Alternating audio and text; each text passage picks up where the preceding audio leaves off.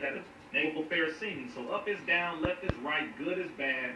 What is going to help us is actually negative for us, and what's negative for us is going to help us. So convincing a child that they should chop off the genitals, and that in some way makes them feel like more of themselves when they were given their reproductive organ by God. They were not assigned this organ by a doctor, but it was given to them by God, but you're telling them that that is wrong, is the epitome of evil. Can love your child and not love the behavior that they are involved in.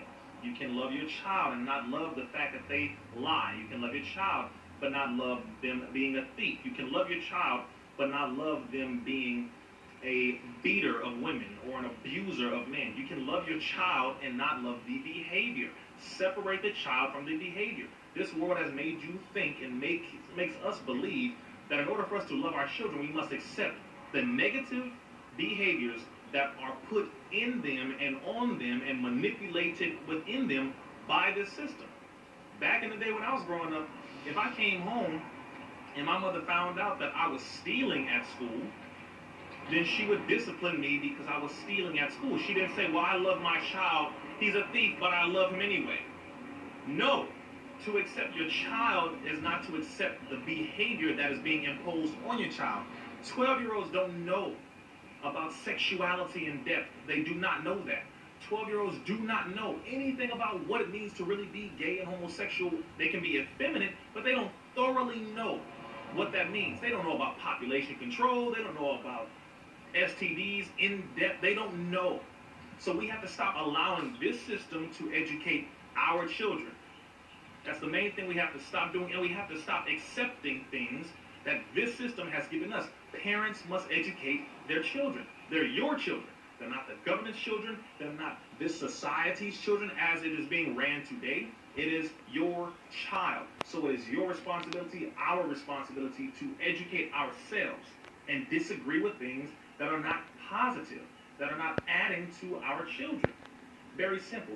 But as it pertains to genital mutilation, during slavery on the slave plantation, the white man would chop off the genitals, the penis, and the testicles of black men as a sign that they knew that with our sperm, we can destroy their entire existence. That was what that meant.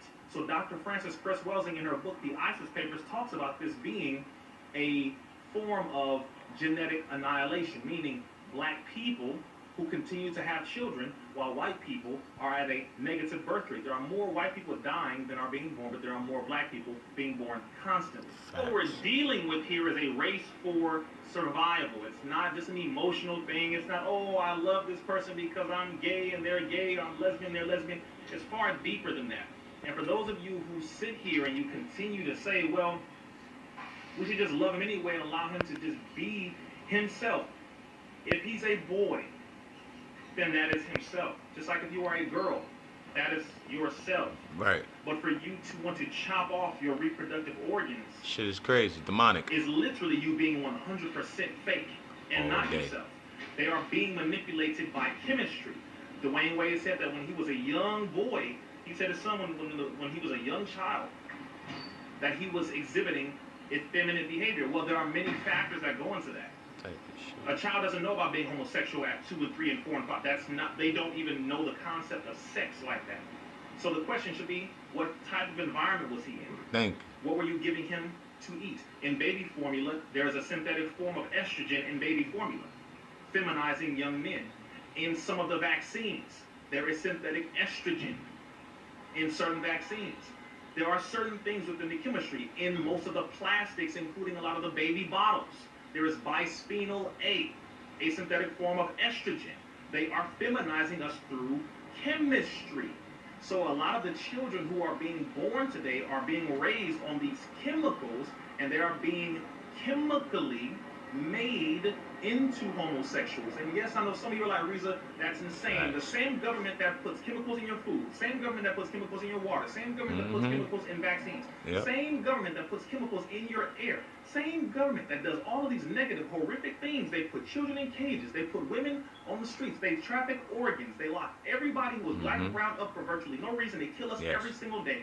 Yes. And you're telling me that it's far-fetched to believe that they are still doing something that's evil?